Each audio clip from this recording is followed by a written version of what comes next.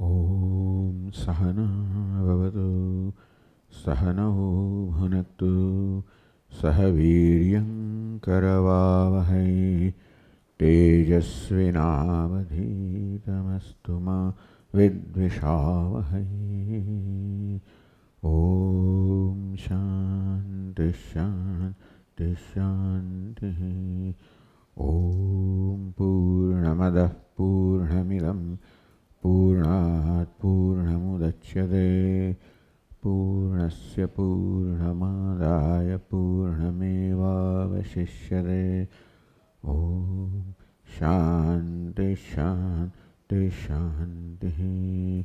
श्रुतिस्मृतिपुराणानाम् आलयं करुणालयं नमामि भगवत्पादं शङ्करं लोकशङ्करं शङ्करं शङ्कराचार्यं केशवं बादरायणं सूत्रभाष्यकृतौ वन्दे भगवन्तौ पुनः पुनः।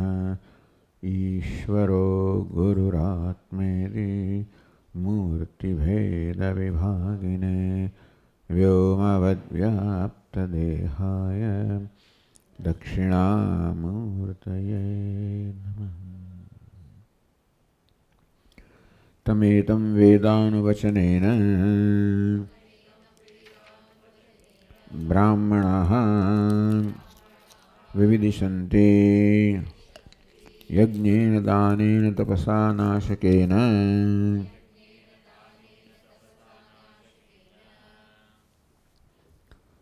આ વાક્ય ગ્રંથકાર સમજાવી રહ્યા છે. બ્રાહ્મણાઃ વિવિદિશન્તિ, બ્રાહ્મણો જાણવાની ઈચ્છા કરે છે. એટલે જાણવાની ઈચ્છા જાગૃત કરવા માંગે છે. ઈચ્છા કરતા હોય તો પછી યજ્ઞ દાન તપશ્ચર્યા વગેરેની કોઈ આવશ્યકતા નથી. પરંતુ યજ્ઞ વેદાનુવચનમ, વેદ પઠન, યજ્ઞ દાન તપશ્ચર્યા, જેને આપણે અનાશકેન તપસા, તો એનો એવો અર્થ એવો કરવામાં આવ્યો કે અનશન એવો અર્થ કરવામાં આવ્યો, અથવા તો નાશ ન કરે એ પ્રકારનો તપસ. આ રીતે વિવિધિશંતિ વેદિતમિચ્છંતિ, જાણવા માગે છે, જાણવાની ઈચ્છા જન્માવા માગે છે, એવું સમજવાનું. કારણ કે ગ્રંથકારે સમજાયું કે ઈચ્છા હોય તો આપોઆપ જ આપણું મન ઈચ્છાના વિષયમાં વળી જતું હોય છે. એટલે મનને આત્મામાં કેન્દ્રિત કરવું હોય, આત્મજ્ઞાન પ્રાપ્ત કરવું હોય તો મન આત્મામાં કેન્દ્રિત જોઈએ. એ કેન્દ્રિત ત્યારે હોય જ્યારે મનને આત્માનું મહાન મૂલ્ય હોય. ત્યારે હોય જ્યારે આત્માની સુંદરતા એટલે આનંદ સ્વરૂપતા એ મનને અનુભવ થયો હોય. મનને આનંદ માટે મૂલ્ય છે અને આત્મામાંથી આનંદનો અનુભવ થતો જાય ત્યારે આત્મા મૂલ્યવાન બને. એટલે કે મનને મૂલ્યવાન બનવું જોઈએ. બુદ્ધિના મનમાં મન એવી આપણી વૃત્તિ છે જે અનુભવ પરથી નિશ્ચય કરતું હોય છે. બુદ્ધિ એની સમજ પરથી, તર્ક પરથી નિશ્ચય કરતું હોય, પણ મન એ વસ્તુ છે જે અનુભવ પરથી નિશ્ચય કરતું હોય. એટલે બુદ્ધિ દ્વારા સમજાયું છે કે આત્મા આનંદ સ્વરૂપે છે, છતાં મન એમાં એકાગ્ર થાય એવું કોઈ નિયમ નથી. કે મન તો જે આનંદ મળતો હોય ત્યાં જ જાય.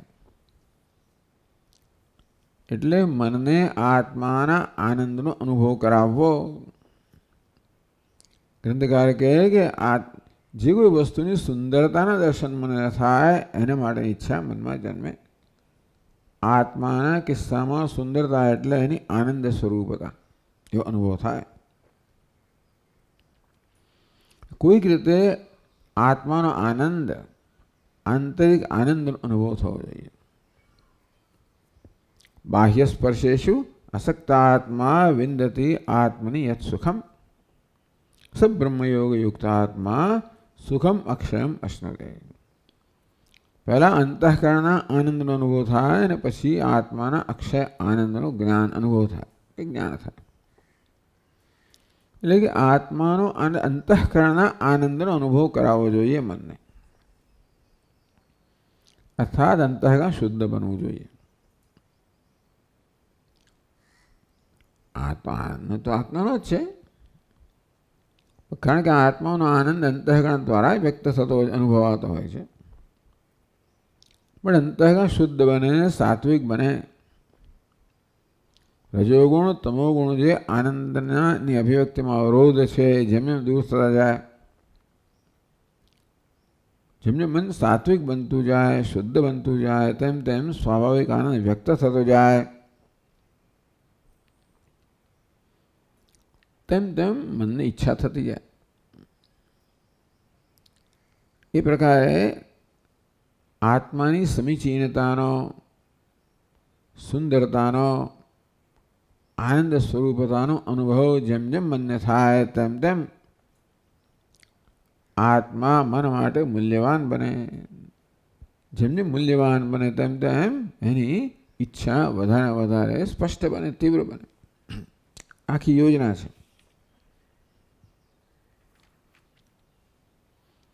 એટલે યજ્ઞ, દાન, તપશ્ચર્યા એક પછી એક બધું સમજાવે છે ગ્રંથકાર.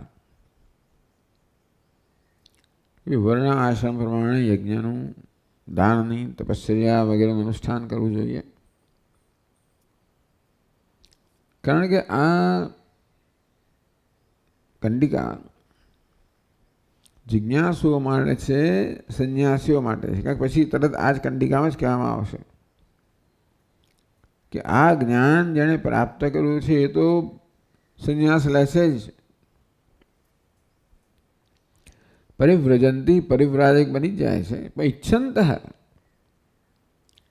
આત્મલોકની ઈચ્છા કરનારા પણ પરિવ્રાજક બને છે. એટલે કે મુખ્યત્વે આ કંડિકા સંન્યાસીઓ માટે છે એવું આ ગ્રંથકાર કહીને સંન્યાસીઓ માટે આ મૂલ્યોનો શું અર્થ થાય એનું વધારે ચર્ચા કરે છે. દાન મુખ્યત્વે, કે હા દાન તો સામાન્ય જાણી લીધું છે, અન્નદાન વગેરે, પણ સર્વશ્રેષ્ઠ દાન છે અભયદાન, જે મુખ્ય અર્થ બધાએ કરવું જ જોઈએ. સમજો અહિંસા એ અભયદાન છે. પ્રાણી માત્ર પ્રત્યેની હિંસાથી મુક્ત રહેવું. કોઈ પણ જે પ્રાણીને મારા પ્રત્યેથી ડર કે ભય ના જન્મે. યસ્માન્નો દ્વિજતે લોક લોકાન્નો દ્વિજતે ચ યહ. જે કોઈના ઉદ્વેગનું કારણ બનતો નથી અને કોઈ જેના ઉદ્વેગનું કારણ બનતું નથી. અને અભયદાન કહેવામાં આવ્યું એ જ અહિંસા વ્રત છે. એ બધું સમજાવી રહ્યા છે.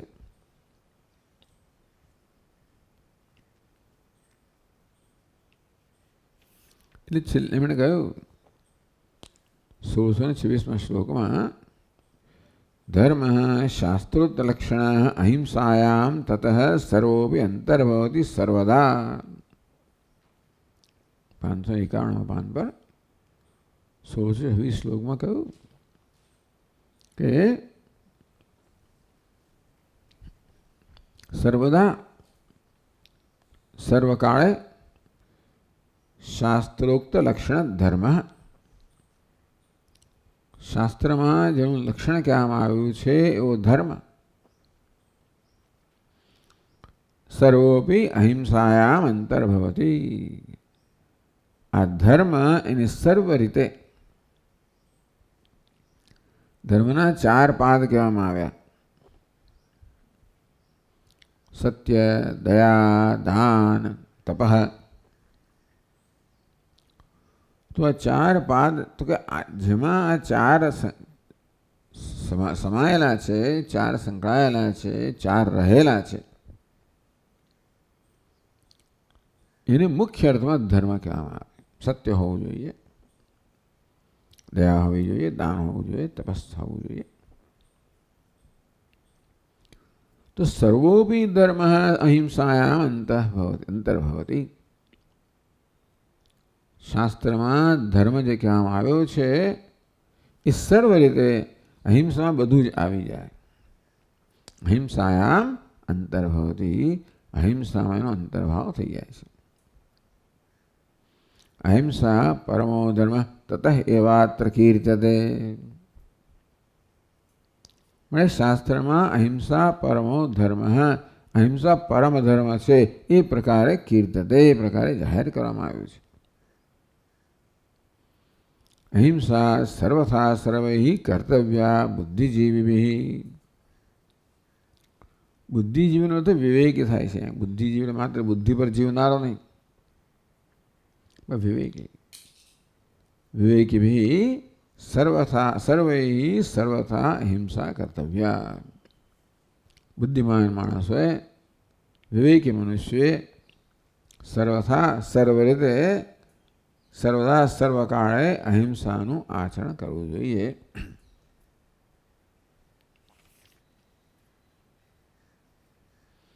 એટલે 592 પામમાં કહેવામાં આવ્યું, તયા ધર્મ તથા મોક્ષ ભવેત તેષામ કરે સ્થિત. અહિંસાના પાલનમાં ધર્મના બધા જ પાદનો સમાવેશ થઈ જાય છે. એટલે અહિંસાના પાલનથી આ ધર્મનો પૂરેપૂરું અનુષ્ઠાન થાય. તથા ધર્મ તથા મોક્ષ. આ કયો ધર્મ છે? નિષ્કામ ભાવનો ધર્મ છે. આમ ધર્મ શબ્દનો મીમાંસકો સકામ અર્થ કરતા હોય છે. જો વૈદિક કર્મને ધર્મ કહેવામાં આવતો હોય તો સકામ એને એ લોકો ધર્મ કહે. એવો ધર્મ મોક્ષનું સાધન નથી, એ તો સ્વર્ગનું સાધન છે. સ્વર્ગ મોક્ષ કહેતા જુદી વાત છે. પણ આપણે જેને મોક્ષ કહીએ છીએ, જે નિત્ય પ્રાપ્ત પ્રાપ્તિ છે, જે નિત્ય છે, આ સ્વર્ગનો મોક્ષ અનિત્ય છે. તો નિત્ય મોક્ષની પ્રાપ્તિ તો નિષ્કામ ધર્મથી થાય. ત્યાં ધર્મ તથા મોક્ષો ભવેત તેષામ કરે સ્થિત.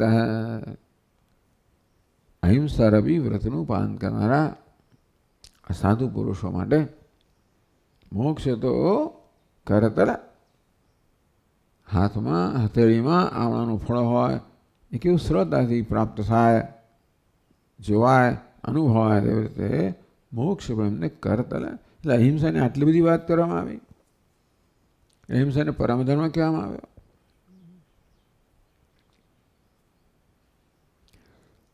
હવે આગળ કહે છે કે યોગશાસ્ત્રમાં યમ, નિયમ, આસન, પ્રાણાયામ વગેરે અષ્ટાંગનું વર્ણન કરવામાં આવ્યું છે. પહેલું અંગ છે યમ.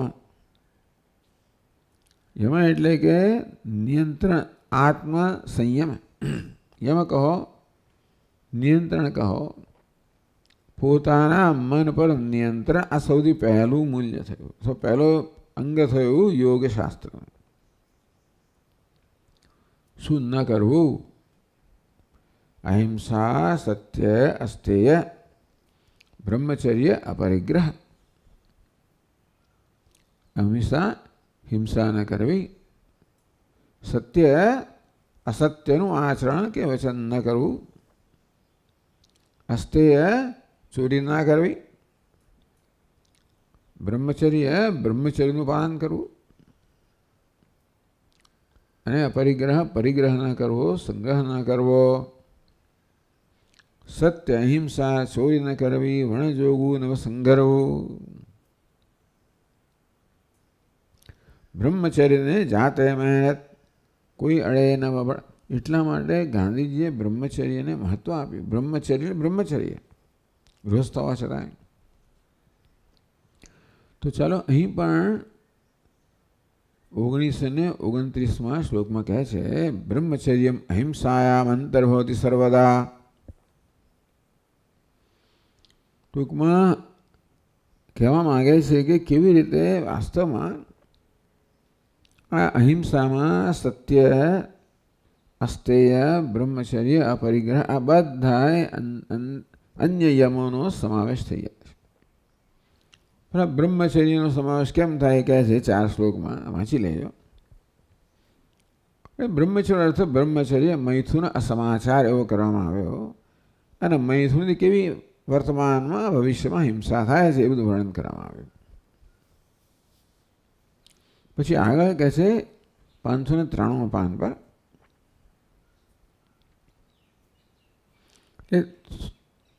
1633 શ્લોકમાં અહિંસક એટલે કહે છે અહિંસકોત્ર ભૂતાનામ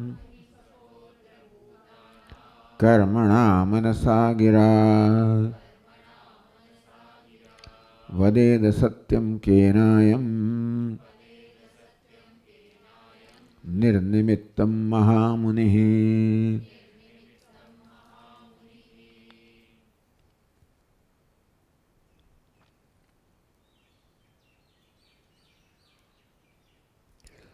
અહિંસક તો અહિંસકની વાત કરે છે કેવી રીતે બ્રહ્મચર્યમાં એટલે બ્રહ્મચર્યના અભાવમાં હિંસા રહેલી છે, તેથી બ્રહ્મચર્યનું પાલન કરવાથી અહિંસાનું પાલન થાય છે. અહિંસક કોને? અહિંસકોત્ર ભૂતાનામ કર્મણા મનસા ગિરા. તો પછી હવે સત્યનો પણ અન્વય સમાવેશ થાય છે. અહિંસા સત્ય આવ્યું તો જેણે અહિંસાનું વ્રત લીધેલું છે અહિંસક ટીકાકાર કહે વર્ણિત સર્વ હિતાચરણ રૂપ અહિંસા પર સર્વભૂત હિતે રતા. આમ પ્રાણી માત્ર પ્રત્યે હિંસા ન કરવી મન વચન કર્મથી એ ત્યારે જ બને જ્યારે પ્રાણી કોઈના પ્રત્યે હિંસાથી મુક્ત ત્યારે રહી શકાય જ્યારે મનમાં એના હિતની ભાવના હોય. તો તેવી રીતે પ્રાણી માત્ર પ્રત્યે હિંસાના આચરણથી મુક્ત રહેવું હોય તો પ્રાણી માત્રના હિતની ભાવના હોવી જોઈએ. કહે છે કે અહિંસક વર્ણિત સર્વહિત આચરણ રૂપ અહિંસા પર સર્વહિત આચરણ રૂપ અહિંસા પર બધાના હિતના આચરણમાં ને વરેલો હોય. અભયમ સર્વભૂતેભ્યો દત્વા. અને જ્યારે સંન્યાસ દીક્ષા લીધી ત્યારે પ્રાણી માત્રને અભયનું પ્રદાન વચન આપ્યું છે. આ પ્રકારે જેનું વર્ણન કરવામાં આવ્યું વર્ણિત સર્વહિત આચરણ રૂપ અહિંસા પર સર્વના હિતના આચરણ રૂપી અહિંસા. અહિંસાનું કેવું રૂપ વર્ણન કરવામાં આવ્યું? સર્વના હિતમાં આચરણ કરવું. આ અહિંસા પર આ પ્રકારની અહિંસાને વરેલો હોય. પુમાન અત્ર લોકે એટલે અત્ર ભૂતાનામ કર્મણા મનસા ગિરા અહિંસક. કર્મ વચન મનથી પ્રાણી માત્રની અહિંસાને વરેલો હોય. એટલે કે મન વચન કર્મથી પ્રાણી માત્રના હિતને વરેલો હોય. તો એમાં બીજા બધા પણ જેમ આ સમગ્ર ધર્મના બધા પાદ આવી ગયા. સત્ય તો એક પાદ છે જ, દયા પણ છે, તપસ પણ છે. એટલે એમાં તો યમ નિયમ બંને આવી ગયા. પણ હવે સમજાવે છે કે બીજા 4 યમ જે છે અહિંસા, સત્ય, અસ્તેય, બ્રહ્મચર્ય, અપરિગ્રહ એ પ્રાણી માત્રના હિતના આચરણરૂપી અહિંસાને વરેલા મુમુક્ષુ માટે યતિ માટે અસત્ય હોય જ કેમ શકે? વદેદ અસત્યમ કેનાયમ નિર્નિમિત્તમ મહામુનિ. અને મહામુનિ કહેવામાં આવ્યો. અયમ મહામુનિ કેન નિર્નિમિત્તમ અસત્યમ વદેદ. કોઈ કારણ વગર અસત્યનું ઉચ્ચારણ શા માટે કરે? કેમ કોઈ કારણ રહ્યું નહીં?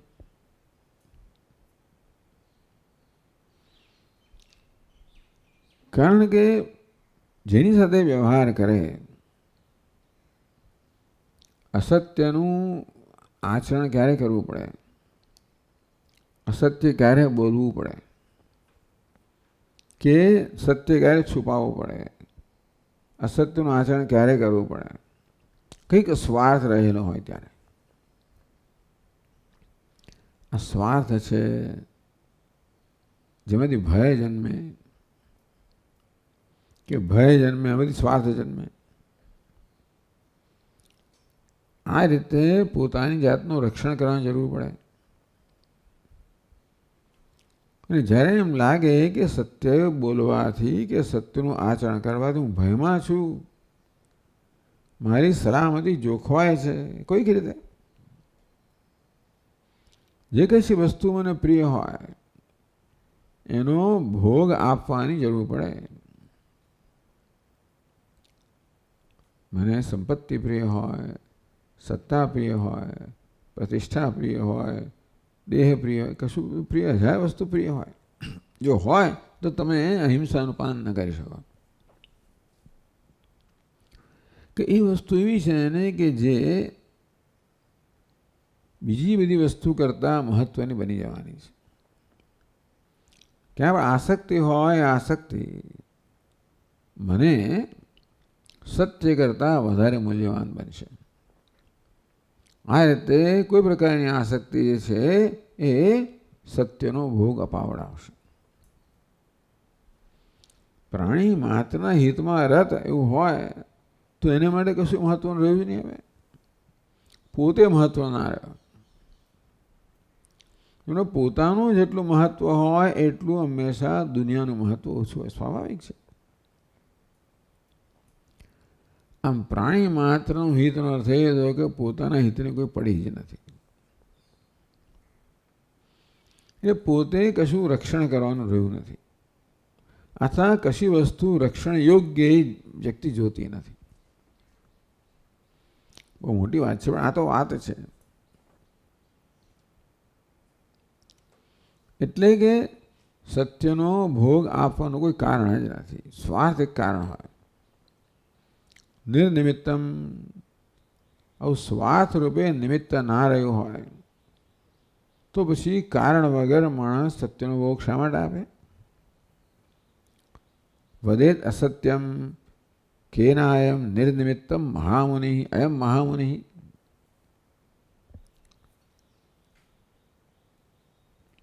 અત્ર લોકે અંદર ભાષણમ ન કરે. ટૂંકમાં અહિંસા વ્રતનું મુખ્ય અર્થમાં જેટલે અંશે અહિંસા વ્રતનું પાલન થતું હોય. અહિંસાનો અર્થ અન્યના હિતની ભાવના, એવું કરવામાં આવે. તો કોઈ વ્યવહારમાં જ્યારે અન્યના હિતની ભાવના હોય તો પછી આપણે સ્વાર્થને બાજુ મૂકવો જ પડે. અને તો પછી રક્ષણ કરવાનું કશું રહે નહીં. એક સ્વાર્થ જ રક્ષણ કરવાની વસ્તુ છે. તો પછી ખોટું ના બોલવું પડે કે ખોટું ના કરવું પડે. એટલે આ તો આપણે પોતાના મનનું નિરીક્ષણ કરીને મનને સમજવા માટે છે કે આપણે કેવું સતત અસત્ય આચરણ કરતા હોય, નાનું કર્યા જ કરતા હોઈએ છીએ. દુનિયામાં એવું કરનારને સ્માર્ટ કહેવામાં આવે, કુશળ કહેવામાં આવે, એને વ્યવહાર કુશળતા કહેવામાં આવે છે. યોગ કર્મ કૌશલમ, ભગવાન કે ભાઈ યોગ કર્મની અંદર કુશળતા તો આ છે, અને યોગ કહેવાય. ચાલો, પણ એટલે પછી એની પછીના શ્લોકમાં કહે છે પરદ્રવ્યાપહારમ ચ કુરુતે કેન હેતુના પરિગ્રહમ કથમ કુર્યાદ ભૂત પીડા વિવર્જિતઃ.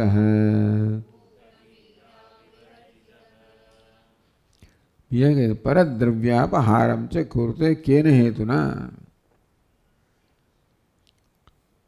પછી અસ્થેયમ કહેવામાં આવ્યું, સ્થેય ચોરી કરવી. એ પરત દ્રવ્ય અપહારમ છે. ચોરી એટલે બીજા દ્રવ્યને લઈ લેવું, છૂટવી લેવું, લઈ લેવું. હવે એમાં એવું છે ને, બહુ જૂટવવાનું બહુ વ્યવસ્થિત રીતે બહારથી ના થાય. ઘણી રીતો છે જૂટવવાની. દ્રવ્ય એટલે માત્ર પૈસા એવું કશું નહીં. કોઈનું સન્માન હોય, કોઈની કીર્તિ હોય, કોઈનો મોભો હોય, એ ઘણી બધી વસ્તુ માણસના દ્રવ્ય કહેવાય. આમાંની કશી વસ્તુ પર આઘાત કરવો, એનું જૂઠું લઈ લીધું. અપમાન કરવું, તિરસ્કાર કરવો, આ બધાની અંદર જેને હિંસા તો છે જ, એ સિવાય પણ અન્યના દ્રવ્યને લેવાનો પરિહાર, અપહાર. દ્રવ્ય તો એનું હરણ કરી લેવામાં આવ્યું. અપહાર એટલે અપહરણ કરવું, લઈ લેવું. આમ હવે એવું શું કામ કરે ભાઈ? આ સ્વાર્થ ને ભય છે ને એ જ બધું આપણી પાસે કરાવતું હોય છે. આસક્તિ, જે આસક્તિ હોય ત્યાં અન્યના હિતની ચિંતા ના હોય, પોતાના હિતની જ ચિંતા હોય. અથવા જેને પ્રત્યે આસક્તિ છે એના હિતની ચિંતા હોય. તો કોઈ પણ વ્યવહારમાં જ્યારે અન્યના હિતની ચિંતા હોય, ત્યારે અન્યને સુખ પહોંચે એવી ભાવના હોય, અને દુઃખ પહોંચે એવી તો વસ્તુ હોય જ ના શકે ને. તો અન્યને સુખ પહોંચવાની ભાવના હોય તો દુઃખ કેમ પહોંચાડી શકાય? દ્રવ્ય કહો, જે કશે એને ગમતી વસ્તુ હોય, એને જે ગમે એ કરવું. પણ એની કેવી રીતે આપણે ચોરી કરી શકીએ, કેવી રીતે લઈ શકીએ, કેમ ઝૂંટવી શકીએ? ટૂંકમાં અહિંસાના વ્રતને વળેલો પરદ્રવ્યાપહારમ કુરુતે કેન હેતુના, કયા કારણથી અન્યના દ્રવ્યને લઈ લે, ચોરી કરે. પરિગ્રહમ કથમ ઉદ્યોગ, બ્રહ્મચર્ય તો માં તો અહિંસા આવી એટલે બ્રહ્મચર્યનું પાલન થાય જ.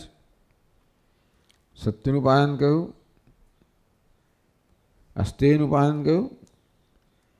પરિગ્રહમ કથમ કુર્યાત ભૂત પીડા વિવર્જિત. બીજા પ્રાણીઓને પીડાથી મુક્ત રહે, પીડા ન થાય એ પ્રકારનું વ્રત ધરાવનાર છે. એ પરિગ્રહ પણ ના કરે, સંગ્રહ પણ ના કરે. વણ જોગવું નવ સંગ્રહવું. હું જેટલે જે સંગ્રહ કરતો હોઉં એટલે અંશે બીજાને એનાથી વંચિત રાખતો હોઉં છું. હું જેટલે અર્થે ભોગ કરતો હોઉં એટલે અર્થે બીજાને ભૂખ્યો રાખતો હોઉં. કારણ કે આ બધી વસ્તુઓ સમગ્ર કુદરતમાં મર્યાદિત માત્રામાં છે. કુદરત ઉત્પન્ન કરે છે. There is enough for the need of man, not for the greed of man. એટલે ભગવાન બધા પ્રાણીઓની જરૂરિયાત પૂરતું ઉત્પન્ન કરતા હોય છે. ક્યાંક દુષ્કાળ હોય તો ક્યાંક વળી વૃષ્ટિ હોય, અતિવૃષ્ટિ કશું કહેવાય. દુનિયાની અંદર જોવા જાઓ તું સરભર થઈ જાય. એક જગ્યાએ ગમે તે હોય, પણ દુનિયાભરમાં જોઈએ તો સરભર થઈ જાય. સામાન્ય થવું જોઈએ. પછી આપણે કુદરતનો એટલો તિરસ્કાર કર્યો હોય કે ભગવાને મદદ ના કરી શકે આપણને. અને કુદરતના રૂપમાં ભગવાન પછી એ બિચારો બેલેન્સ કરવા જાય એટલે આપણે એને હોનારત કહીએ. પણ એટલે આ પ્રકારે તમે સેન્સિટિવ થતા જાઓ, સંવેદનશીલ થતા જાઓ. વાસ્તવમાં આ યમ એટલે શું ન કરવું એ બરાબર છે, પણ હિંસા ન કરવા એ જ્યારે જેમ જેમ વધારે સંવેદનશીલ થતા જઈએ તો અન્યની જરૂરિયાત હોય, અન્યની લાગણી હોય, અન્યની ભાવના હોય, દરેક વ્યવહારમાં એને જેટલું મહત્વ આપવામાં આવે એટલા આપણે સંવેદનશીલ થતા જઈએ તો આપણાથી એની વસ્તુનો ભોગ ના લેવાય. તેમ અન્યની જરૂરિયાતોના પણ સંવેદનશીલ બનતા જઈએ તો આપણાથી કોઈ ખોટી વસ્તુનો ભોગ થાય જ નહીં, કારણ કે અન્યને વંચિત રહી જશે. એટલે ભોગ પણ એકદમ ઓછામાં ઓછો થઈ જાય. પરિગ્રહ એટલે વસ્તુનો સંગ્રહ તો ખરો જ, પણ કન્ઝમ્પશન જેમ વધારે હોય, ભોગ જેમ વધારે હોય, આપણને મારી આટલી જરૂરિયાત છે માટે રાખું છું. પેલી જરૂરિયાત કેમ છે કે મને આટલું જોઈએ છે, કેમ કે મને આવી ભોગ એટલે ટૂંકમાં જેટલું મને કહેવામાં આવે આહાર ને ઊંઘ જેટલા વધારો એટલે વધારે. ખુદા ટોણા તો માયા જ કરે એટલે આહાર ઊંઘ વધારો એટલે વધારે. એટલે હું વધારો તો વધે ખરું આ બધું, પછી એને હું સમર્થન આપું કે આ તમારી જરૂરિયાત છે કે નહીં, જુદી વાત છે. ચાલો, એટલે ટૂંકમાં અપરિગ્રહ એટલે સંગ્રહ ન કરો એટલે ભોગ પણ ઓછામાં ઓછો થાય. ભોગ કહો, કન્ઝમ્પશન કહો. એટલે અહિંસાના વ્રતમાં આપણે જોઈએ કે કેવી રીતે સત્ય, અસ્તેય, બ્રહ્મચર્ય, પરિગ્રહ બધા વ્રતો સમાઈ ગયેલા છે. એવું અહીંયા આગળ ગ્રંથકાર સમજાવેલા છે, જે યોગશાસ્ત્રમાં કહ્યું જ છે. એટલા માટે એની ટીકા કહે છે કે અત્ર લોકે અનુર્ભાષણમ સ્થેયમ પરિગ્રહમ છે સંચય રૂપમ. પરિગ્રહ સંચય કરવો કિમર્થમ કરી શકે? અન્યના હિતને વરેલા હોઈએ તો આ બધી વસ્તુનું કારણ રહેતું નથી. કેનો ભાવ રહે છે?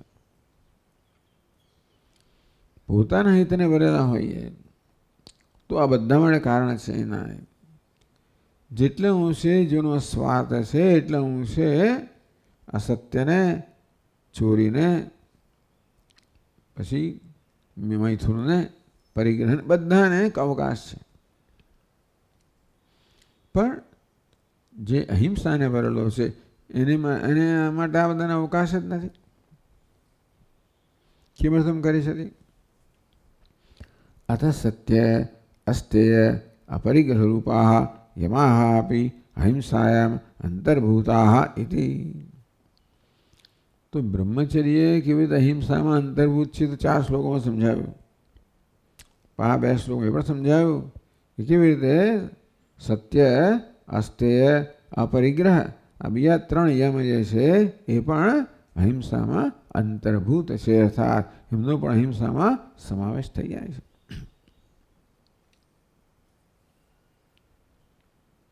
ફલિતમાં એટલે પછીનો અર્થ શું થાય? પછીના શ્લોકો કહે છે અહિંસા તત એવાય અહિંસા તત એવેયમ યમાનામ જનની મતા અહિંસકોત્રિયઃ કશ્ચિત સજ્ઞેયઃ પુરુષોત્તમઃ.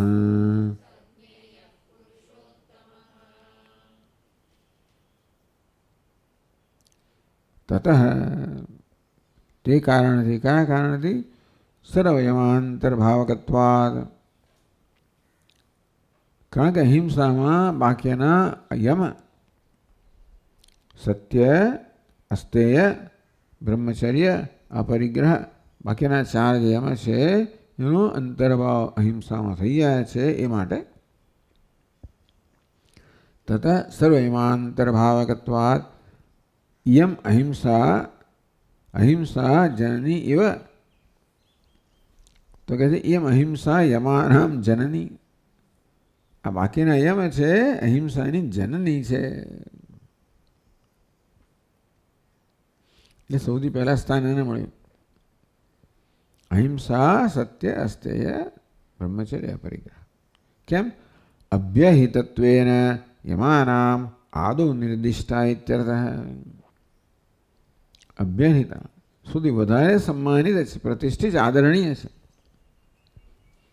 બધા યમમાં અહિંસા છે અભ્યહિત એટલે આદરણીય, સૌથી વધારે આદરણીય છે, પૂજનીય છે, સન્માનનીય છે. એટલા માટે બધા યમમાં અહિંસાને પ્રથમ સ્થાન આપવામાં આવ્યું. वो टीका करे तथा च युक्तम योग वाक्ष्य तो योगना भाष्यમાં એક વ્યાસજીનું ભાષ્ય છે. એમાં કહેવામાં આવ્યું ઇતરે ચ યમ નિયમાઃ તદ અવદાત કરણાય એવ ઉપાદીયન્તે ઇતિ. તો એ જ વાક્ય પહેલી પાદ નોંધમાં આપ્યું છે, જેમાંથી આ લીધો અંશ લીધો. એ કહે છે પહેલી પાદ અહિંસા સર્વથા સર્વદા ભૂતાનામ અનભિદ્રોહ. અહિંસાની વ્યાખ્યા કરી સર્વથા સર્વ રીતે, સર્વદા સર્વકાળે, સર્વ સમયે, સર્વ સંજોગોમાં. ભૂતાનામ અનભિદ્રોહ, દ્રોહ અભિદ્રોહ અનભિદ્રોહ. અદ્વેષ્ટા સર્વભૂતાનામ પ્રાણી માત્ર પ્રત્યે દ્રોહનો, હિંસાનો, દ્વેષનો અભાવ. દ્વેષમાંથી હિંસાવૃત્તિ જન્મે, એમાંથી દ્રોહ જન્મે, એમાંથી હિંસક કર્મ જન્મે. એટલે અહીંયા એ પ્રકારે અહિંસાની વ્યાખ્યા કરવામાં આવી. ઉત્તરે છે યમ નિયમાઃ તન્મૂલાઃ. પછી ભાષ્યમાં કહ્યું ઉત્તરે પછીના જે યમ નિયમો પણ આવી ગયા. ઉત્તરના યમ છે સત્ય, અસ્થેય, બ્રહ્મચર્ય, અપરિગ્રહ યમ અને શૌચ, સંતોષ, તપ, સ્વાધ્યાય, ઈશ્વર પ્રણિધાન નિયમ. ઉત્તરે છે યમ નિયમાઃ તન્મૂલાઃ. આ બધા યમ અને નિયમનું મૂળ ક્યાં છે? અહિંસામાં છે.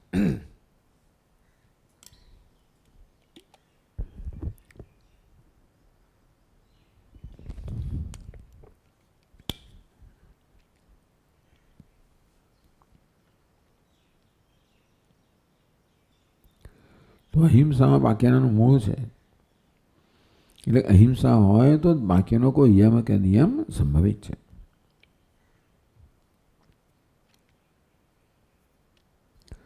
તત્સિદ્ધિ પરતયા એવ તત્પ્રતિપાદનાય પ્રતિપાદ્યન્તે.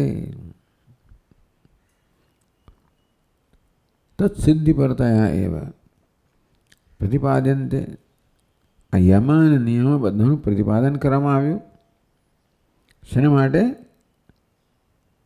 તત્સિદ્ધિ. તેથી યમ નિયમના અન્ય યમ નિયમનું પાલન કરવાથી અહિંસાનું મુખ્ય સાચા અર્થમાં પાલન થાય, એની સિદ્ધિ થાય. તત્સિદ્ધિ પરતયા એવ તત્પ્રતિપાદનાય પ્રતિપાદ્યન્તે. અહિંસાનું પ્રતિપાદન કરવા માટે જ ટૂંકમાં આ બધા યમ નિયમ તત્સિદ્ધિ પરતા અહિંસાની સિદ્ધિને જ વરેલા છે. આમ અહિંસાનું આચરણ જે કરવા માગે છે એના જીવનમાં આ યમ નિયમો હોવા જ જોઈએ. પરંતુ અહિંસાનું વ્રતનું પાલન થાય એ માટે આ યમ નિયમનું પ્રતિપાદન કરવામાં આવે. વિચાર કરો, યોગશાસ્ત્ર રચયિતા કેટલી સૂક્ષ્મ બુદ્ધિ હશે ને? હોય જ ને. તત્સિદ્ધિ પરતયા એવ તત્પ્રતિપાદનાય પ્રતિપાદ્યન્તે. અહિંસાનું જ પ્રતિપાદન કરવું છે. તત્પ્રતિપાદનાય તો એની અહિંસાના પ્રતિપાદન માટે અનુપ્રતિપાદન કરવું. શું કરવા ભાઈ? તત્સિદ્ધિ પરતયા, જેથી અહિંસાની સિદ્ધિ થાય. તમને સીધી અહિંસા ન દેખાતી હોય, ભાઈ સત્યમાં અહિંસા ક્યાં રહી? ખબર પડશે. સત્ય, અસ્થેય, બ્રહ્મચર્ય, શૌચ, સંતોષ, બધા અહિંસા ક્યાં છે? ભાઈ અહિંસાની સિદ્ધિ માટે જ આ બધા કહેવામાં આવે, એ માટે એમનું પ્રતિપાદન કરવામાં આવે. કહે છે તત્ અવદાત રૂપ કરણાય ઉપાદીયન્તે. તો અહીંયા તો ટીકાકાર પણ સમજાવે છે. તત્ એટલો અંશ ત્યાં કહેવામાં આવ્યો. ટીકામાં શું કહ્યું? ઇતરે છે યમ નિયમાઃ તદ અવદાત કરણાય ઉપાદીયન્તે. અવદાત શું વસ્તુ છે? કહે છે તસ્યાઃ અહિંસાયાઃ અવદાતત્વસ્ય શુદ્ધત્વસ્ય કરણ. અવદાત એટલે શુદ્ધિ. તદ અવદાત રૂપ કરણાય. એની નિર્મળતા કહો, સ્વચ્છતા કહો, શુદ્ધિ કહો. અહિંસાને નિર્મળ બનાવવી, સ્વચ્છ બનાવવી, શુદ્ધ બનાવવી.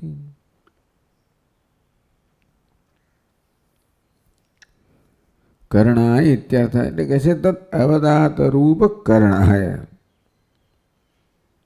એટલે અવદાતત્વસ્ય કર્ણાય, એનું અવદાત કરવા માટે, અવદાતત્વ કરવા માટે, શુદ્ધિકરણ માટે, અહિંસાની શુદ્ધિકરણ માટે આ બધા જે બીજા યમ નિયમ છે એનું ઉપાદાન કરવામાં આવે છે, સ્વીકારવામાં આવે છે.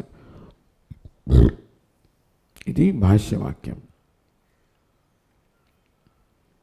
કહે છે ભાઈ પાદનોત સત્યાદિ અનાચારે મલિનાશાદ અહિંસા ઇતિ તે કાર્યતયા ઉચ્ચંતે ઇત્યાનો અર્થ શું થયો? સત્યાદિ અનાચારે અહિંસાનું આચરણ કરવા માગતા હોઈએ પણ સત્યનું, અસ્તેયનું, બ્રહ્મચર્યનું, અપરિગ્રહનું, શૌચ, સંતોષ, તપ, સ્વાધ્યાય, ઈશ્વર પરિણામ આ બધાનું આચરણ ના કરીએ. અનાચાર એટલે આચરણના અભાવમાં. અહિંસા મલિનાશા તો અહિંસા મલિન બને છે. સ્વાધ્યાય કરીએ તો થાય, તપ ના કરીએ તો પણ, ઈશ્વર પરિણામ ના કરીએ તો પણ વિચાર કરો, અહિંસા મલિન બને છે. ઇતિ તે કાર્યતયા ઉચ્ચંતે ઇત્યર્થ એટલા માટે ઇતિ એ કારણથી આ બધા યમ નિયમ છે અને કાર્યતયા કર્તવ્યતા એ પણ કરવા જોઈએ. અહિંસાના આચરણનું જ્યારે હવે વિધાન કરવામાં આવ્યું ત્યારે આ બધા પણ કરવા જોઈએ, તો જ તમે મુખ્ય અર્થમાં અહિંસાનું પાલન કરી શકશો. ઇત્યર્થ.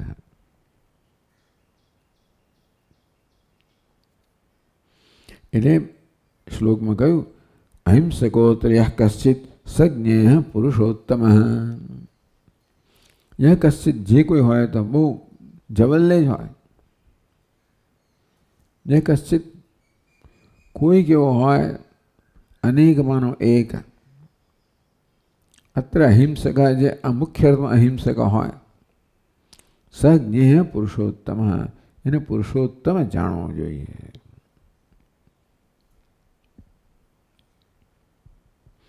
ટીકા કે તસ્માદ અહિંસક સર્વોત્તમ ઇત્યર્થ. એટલે એટલા માટે મહાત્મા ગાંધીજીનું જીવન આપણે જોઈએ તો અહિંસાને આચરણ માટે કેટલું બધું તપ કરવું પડે. એ તપોમય જીવન જ હોવું જોઈએ, ત્યાગમય જીવન જ હોવું જોઈએ, નિસ્વાર્થ જીવન જ હોવું જોઈએ. એનો જેટલો અભાવ હોય એટલો અહિંસાનો અભાવ. એવું ગાંધીજીએ પોતાના અનુભવથી જ જોયું. એમણે આ બધાનો અભ્યાસ કેટલો કર્યો હશે, બધો અભ્યાસ કર્યો હશે, મને ખબર નથી. કશું અભ્યાસ ન કર્યો હતો એમાં એ આખો દાડો શાસ્ત્રો વાંચવાનો ધંધો કર્યો છે. પણ જે હોય તે પોતાના અનુભવનું ચિંતનથી આ બધા નિર્ણય પર આવીને એ પ્રકારે એમણે આચરણ કર્યું.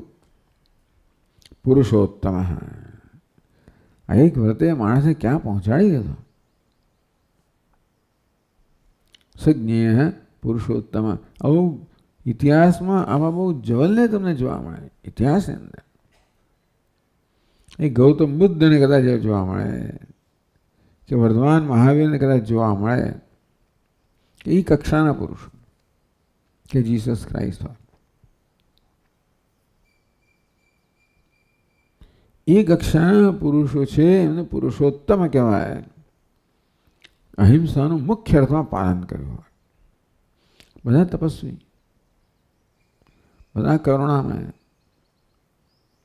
એટલે આ બધું એમના જીવનમાં દેખાય. પછી એમણે જે શિક્ષણ આપ્યું એ લોકોને આપ્યું, ઉત્તમ શિક્ષણ આપ્યું છે.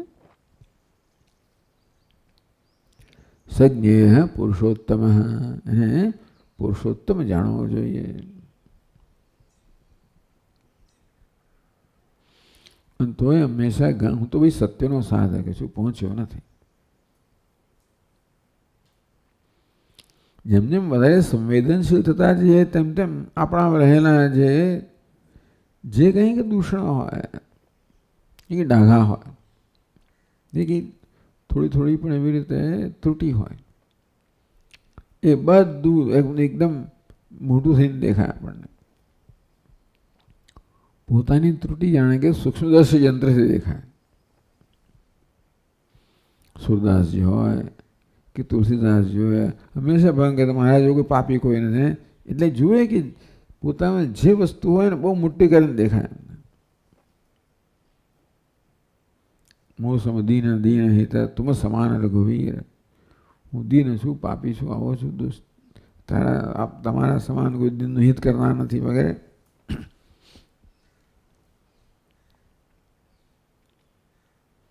એટલે પછીના શ્લોકમાં કહે છે અહિંસૈવ તતો દાનમ યતીનામ પરમં સ્મૃતમ અન્યેષામપી કિંત્વન્યૈઃ કર્તુમ નૈતદ્ધિ શક્યતે.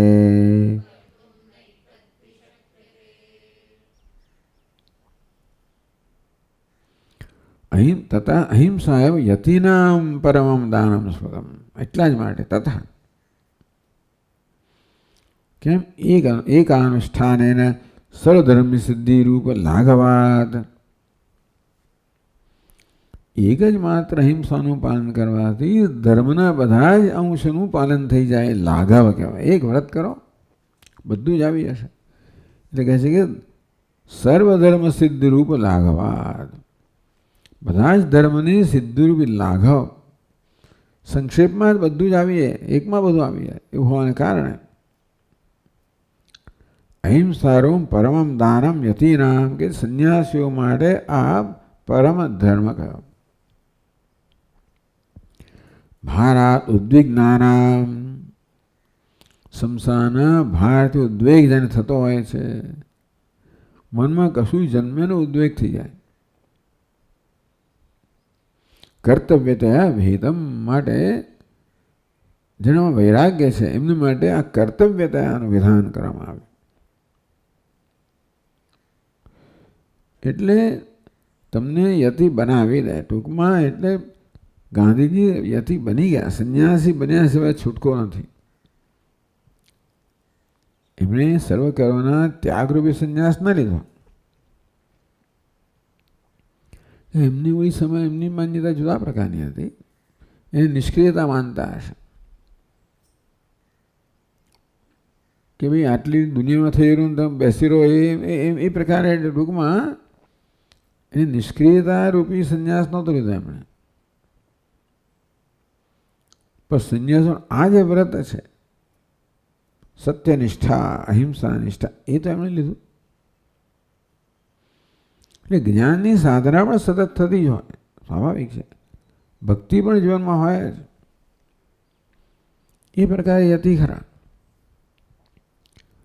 પરંતુ યતિ એટલે સંન્યાસીની જે પ્રચલિત વ્યાખ્યા છે બધા કર્તવ્યનો ત્યાગ, એવું એમણે ના કર્યું. એ બહુ મોટું કર્તવ્ય દેખાયું જીવનમાં.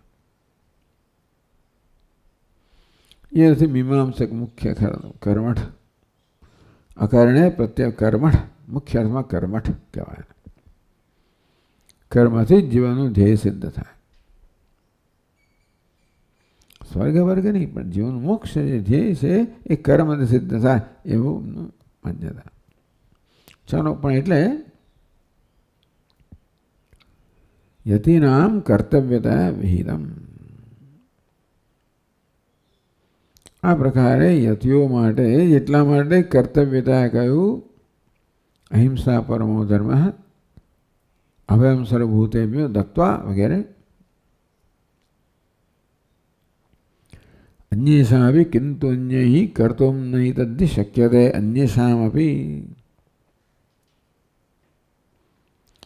યદ્યપિ અન્યેષામ આશ્રમિણાનામપી એતદ અહિંસા દાનમ કર્તુમ યોગ્યમ. એવું નથી કે બીજા માટે હિંસા કરવી, બધાને માટે યોગ્ય જ છે. અન્યેષામ એટલે અન્યેષામ આશ્રમિણામ, સંન્યાસ સિવાયનો આશ્રમ પછી વાનપ્રસ્થ હોય, ગૃહસ્થ હોય, બ્રહ્મચર્ય હોય, એ લોકો માટે પણ એતદ અહિંસરમ દાનમ કર્તુમ યોગ્યમ, એમને માટે પણ અહિંસરમ દાન કરવું યોગ્ય જ છે. નૈતદ્ શક્યતે શ્લોકમાં કહ્યું, તથાપિ શક્યમ ન ભવતી, તો પણ એ શક્ય નથી બનતું. પરિગ્રહાર્થે પરપીડાકરસ્ય સર્વથા તૈ ત્યક્તુમ અશક્યત્વાદ. પરિગ્રહ કરવો જ પડે. ગૃહસ્થાશ્રમ હોય એટલે તમારે ઘર તો ચલાવવું પડે. અને કશો આશ્રમ આવ્યો, કોઈ આશ્રમ માત્ર આવ્યો એટલે કશુંક તો તમારે સંગ્રહ કરવો જ પડે. અને જૂઠું બોલવું, બધું કરવું પડે. મુખ્ય અર્થમાં કશુંક તમે કશું રાખ્યું જીવનમાં. આશ્રમ છે, મિશન છે, ફલાણું છે, ઢીકણું છે, કશું પણ હોય એટલે એની સાથે બધી મલિનતા બધી આવી જ જવાની. તપોવન મહારાજ કે કશું જ ના જોઈએ ભાઈ, આ પરિગ્રહ કશું નહીં. ગુફામાં જ રહેવું, નદીમાં સ્નાન કરવું, અન્ન ક્ષેત્રમાં જે મળે એ ખાવું. હિમાલયની અંદર એ તો પછી તો વર્ષમાં એવો આવ્યો જ્યારે ઉત્તરકાશીમાં 12 માસ ત્યાં જાય, પછી અહીંયા આવતા નહોતા. પહેલાં તો શિયાળામાં ઋષિકેશ આવે અને ઘણી પ્રવૃત્તિઓ, બહુ બધા લોકો આવે અને બહુ સ્વાધ્યાય સત્સંગ બહુ બધું ચાલે. પછી એ પણ નહીં જોઈએ, છોડો. એટલે ટૂંકમાં જવાનું બંધ કરી દીધું એમણે. એક સમય ત્યાં તો એમની ઉંમર વધી હતી, બન્યું ત્યાં સુધી એમણે ઉત્તરકાશી છોડ્યું છે નહીં. ત્યાં પણ શિયાળામાં બરફ બધાનો પણ આનંદ માણતા હતા. એવામાં એમ સ્નાન તો કરવાનું. અને એમની કુટિયા ઉટિયા તો પછી બની, એ તો ગુફામાં રહેવાનું, પહાડમાં રહેવાનું, અથવા કોઈકના કૈલાસ આશ્રમમાં રહેવાનું હતું. રૂમ એમને આપતા હતા કૈલાસ આશ્રમમાં. અરે ઉત્તરકાશી ગુફામાં નહોતા રહેતા, કૈલાસ આશ્રમમાં રહેતા હતા. પણ અન્ન ક્ષેત્રનો ભિક્ષા લાવવાની. કશુંક પણ તમે ધ્યેય રાખો અને કશુંક પરિગ્રહ કરો એટલે તમારા સંન્યાસ ધર્મનું પાલન થાય નહીં. એટલે એમણે તો બડા સ્વામીને કહી દીધું, આવું કર્મ આપણા છોડ, કે એમનું પેલો ધ્યેય, આમનું બીજું ધ્યેય. સર્વભૂત હિતે રતા, એવું એમનું ધ્યેય હતું. એટલે કશું કરવું પડે, કરો એટલે પછી વસ્તુ હોવી જોઈએ, પછી તમારે સંસ્થા હોવી, બધું હોવું પડે. પછી સ્વાભાવિક છે એ બધું હોય એટલે તમે પછી મુખ્ય સંન્યાસ ધર્મનું પાલન ના કરો. એને વરેલાએ એમને ના પાડે, આને વરેલાએ એમણે કહ્યું કે મહારાજ કરવા દો મને. પછી છેવટે એમણે કહ્યું કે આ વાત સારું છે, કે હા બહુ સરસ કામ થઈ રહ્યું છે, કર બેરા. પોતે ના કરે, પોતાનું જે મૂલ્ય હતું એમાં એનો સમાવેશ ના થાય. જો કે આ જે કરે છે બહુ ઉત્તમ વસ્તુ છે, માટે બરાબર છે. પોતાનું મૂલ્ય હતું એમાં આ કશી વસ્તુ આવે નહીં. પોતાના દેશમાં પાછા ફરો તો કે ના, આશ્રમ સ્થાપો તો કે ના. એ તો હંમેશા બીજાના આશ્રમમાં જ રહેલા છે. બી કુટિયા હોય, જે કોઈ કંઈ કરી આપ્યું હોય, પછી કે આ કરી આપ્યું કોઈએ, 2 બાંધી આપ્યા કુટિયા, એકમાં એને બીજામાં ગોવિંદગીરી રહે ને એવું બધું. પણ એટલે અન્ય કરતું ન એતદ્ શક્યતે. યતિ સિવાય, આ પ્રકારના સંન્યાસ સિવાય, અને સંન્યાસ શબ્દ ધર્મનું મુખ્ય અર્થમાં પાલન કરવું, કોઈ પ્રકારનો બાંધછોડ નહીં. એનો તો નહીં કે બીજા સંન્યાસોમાં માન નહોતું, એવું નહીં, બધાનું સન્માન, પણ પોતાનું આ પ્રકારનું મૂલ્ય હતું. એટલે પરિગ્રહાદે પરપીડાકરસ્ય સર્વથા તૈ ત્યક્તુમ અશક્યત્વાદ. સંન્યાસ સિવાયનો બીજું કશું પણ તમે સ્વીકાર્યો, પરિગ્રહ વગર થઈ ના શકે. કશુંક તો પોતે રાખવું જ પડે. પર પીડા કરસ્ય, એ અન્યને પીડા કરનારો છે. સર્વથા તૈ ત્યક્તુમ અશક્યત્વાદ, અન્યને પીડા કરનારી પરિગ્રહ વગેરે વસ્તુઓ, અસત્ય આવી જાય, સ્તેયમ આવી જાય, ભોગ આવી જાય, પરિગ્રહ આવી જાય. સર્વથા ત્યક્તુમ અશક્યત્વાદ, સર્વથા ત્યાગ ન કરી શકો. અને માત્ર અહિંસાનું મુખ્યત્વ પાલન ના થાય. ઇતિ ભાવ. એટલે ગ્રંથકારે આ પ્રકારે અહિંસા, અભયદાન વગેરે એને મુખ્યત્વ સમજાવ્યું. યજ્ઞ, દાન, તપ, તો આ દાનના સંદર્ભમાં અભયદાન, અહિંસા અને સૌથી વધારે ચર્ચા કરવામાં આવી. કેમ? કારણ કે અહીં યતિની વાત થઈ રહી છે. મુમુક્ષુ પણ યતિ જ હશે એવું કહેવામાં આવશે. તેથી યતિ માટે આ મુખ્ય વ્રત છે. એટલે એની આ પ્રકારે વિસ્તારથી ચર્ચા કરવામાં આવી.